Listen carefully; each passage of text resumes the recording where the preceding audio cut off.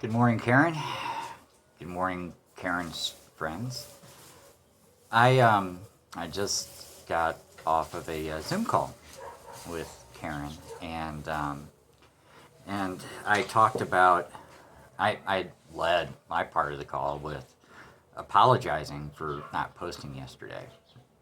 I said that I started typing a dissertation, and then something in me stopped me and said, that I don't have a voice in this. This is celebration of Black History Month, and so my voice is simply in my head was just to acknowledge, just to be with it, to read, to listen, to learn, and all of that. And then Karen said, "Well, yeah, that's great, but that's not enough." So here I am. Instead of typing, I thought that I would just look at you all and let you know what my experience as a white guy growing up in the United States in the 70s and 80s were, and where I am now in Mexico and what my experience here is. So I'll speak to both places. The first question that Karen asked is, who is considered black in my part of the world? And the part of the world that I call home right now has two distinct black populations, both born of slavery and acknowledged very differently than where I grew up, but I'll get to that shortly. In Mexico, there's a larger black population that is from the Underground Railroad. The Underground Railroad, of course, we all grew up learning in the United States that the Underground Railroad flowed north, from the slave states up to the northern states where it was safer. But there was another Underground Railroad that flowed south, out of Texas into northern Mexico. And best guesses, because there were so many people killed and records were not existent there, but best guesses is well over 10,000 slaves traveled south to free Mexico, which had outlawed slavery in 1829 because they elected a president, and President Guerrero, that was African. He immediately outlawed slavery, and then, yeah, okay, it was 1829, so a couple years later he was overthrown in a coup and assassinated, but that's a different story, reconciled at a different time. The other black population is, I can't remember the name of they're called maroon cities, where slaves just congregated on the coasts. We have a couple of very famous maroon villages here in Oaxaca, along the Pacific Ocean, that have been substantially the same for well over 100 years now. Well over 100 years. And so they are African communities that still have their traditions from Africa, from when their people came over, when they were forced to come over here. And in that, I haven't visited yet. I have a very dear friend that I promised her that when she and her daughter come down next, that we would go there and just explore and just be in it. And so that's the black population in Mexico right now. By and large, there's different pockets. There are different heroes of Mexico that have done their thing, but by and large, that's where we are.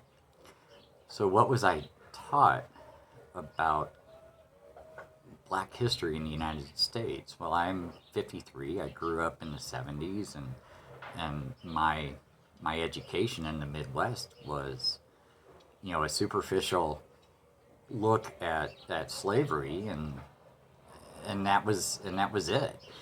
I got a lot of education from the miniseries Roots, um, which was very eye-opening for me because, if you're in a sterile education learning environment, you get to learn facts and maybe names and dates and stuff like that, but it's not personal.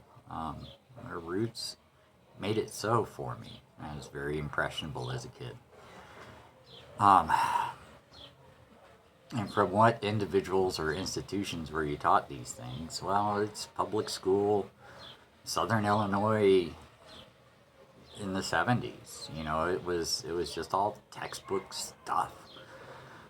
I'm grateful, though. I grew up in a city called Fairview Heights, Illinois, which is a suburb of St. Louis across the Mississippi River. My stepfather, who was much older than my mother, was born in a city called East St. Louis, um, which when he was born, he actually served in World War II. He was born in early 20s. Um, when he was born, it was a very white city. When I was born in '67, it was a very black city. And so after World War II, the demographics in East St. Louis had changed. But that's where he was born and that's where he grew up. And so he was able to talk to me about his experiences there and the integration and everything. And that was very formative for me. Fairview Heights was a very, very white city. The first black family that moved in, and he was actually a doctor, and there was a cross burned on his front yard. And so the things that I was taught about race and race relations were all gut punch stuff. And it was very confusing for a child. My background is military. I'm a veteran of the U.S. Navy and the U.S. Coast Guard, and there are parts of the military that integration still ain't great, but I learned a lot from my shipmates' experiences and how they were perceived and how they were treated and how a white guy can do something and a black guy can do something and they're treated very differently. And there was this sense of unfairness that I witnessed, and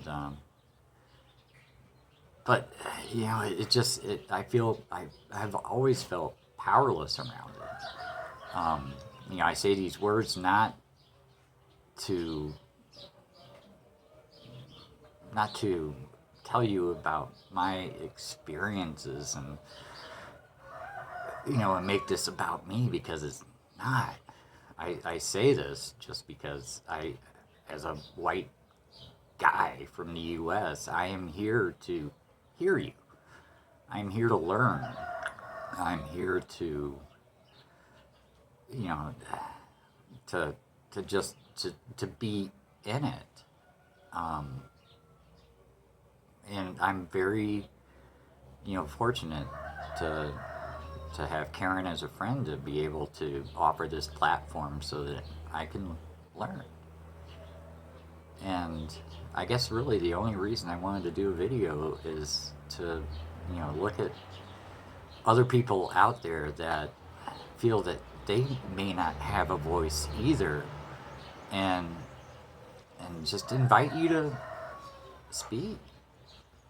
The more people that speak, the more people that pipe up and say, I don't feel your pain, or I don't understand what it's like to drive scared in a white neighborhood or anything like that. At least you can hear what it's like, and hopefully kind of understand it. That's it. That's 10 minutes of your life that you're never going to get back. And if you've made it this long, then, well, you need some other hobbies, because I'm just a guy. good luck, Karen. And I am so grateful to you for offering this platform for us to learn about your experiences and everybody else's experiences around this part of history that we just have never known about.